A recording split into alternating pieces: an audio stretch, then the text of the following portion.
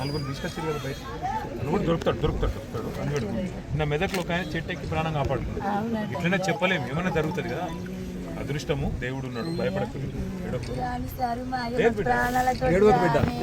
ఆయన మెదక్లో చెట్టు ఎక్కి ప్రాణం కాపాడుతున్నాడు.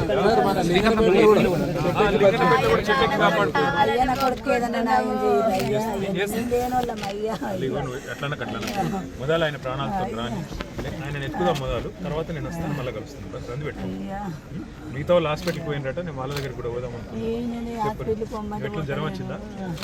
రాత్రి అంతా బేజారైనాడు వర్షంలో. ధైర్యం కూడా పోతావు, హాస్పిటల్కి పోతావు, పంపి అన్న వింటుంటావా? చూసుకోర్రి, మళ్ళీ నేనంతా బేజారైంది కదా, చూసుకోండి. నేను ఏం చేస్తా అంటే మొదలు ఈ పని చేస్తాను. మీ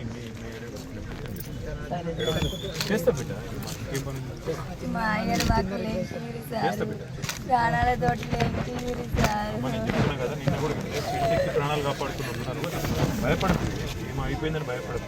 చెప్పలేము, ఇక్కడ అంతా రాత్రి అంతా చీకటే కదా, దేవులాడుతుంది. ఇప్పుడే వర్షం తగ్గింది, దేవులాడుతుంది.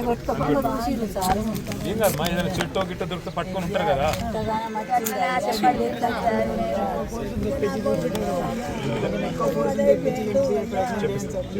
చెప్పిస్తుంది అమ్మ, టెన్షన్ పడకు. మన వాళ్ళు అందరూ ఉంటారు, మళ్ళీ నేను మళ్ళీ వస్తాను, మాట్లాడుతాను.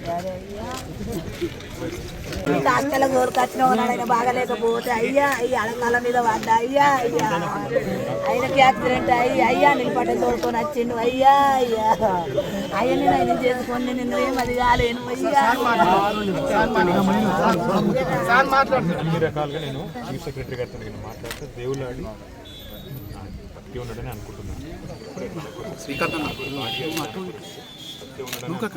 చెప్పలేము, అదృష్టం ఉంటుంది, చెప్పలేము. దేవుడు ఉన్నాడు, తప్పకుండా దొరుకుతాడు. బాధపడతాడు, భయపడతాడు. ఏదో ఒకటి ఎత్తుకుతాము. మొత్తం ఎంత పెట్టాలనో మా మొత్తం శ్రమంతా పెడతాం. పిల్లలకు కూడా నేను మళ్ళీ వచ్చి కలుస్తాను. ఇవాళ మొదలైన దొరకాలి, మొత్తం దాని మీద చూద్దాం. పిల్లలను మీకు ఇల్లుది నువ్వు చెప్పినావు, నాకు అర్థమైంది.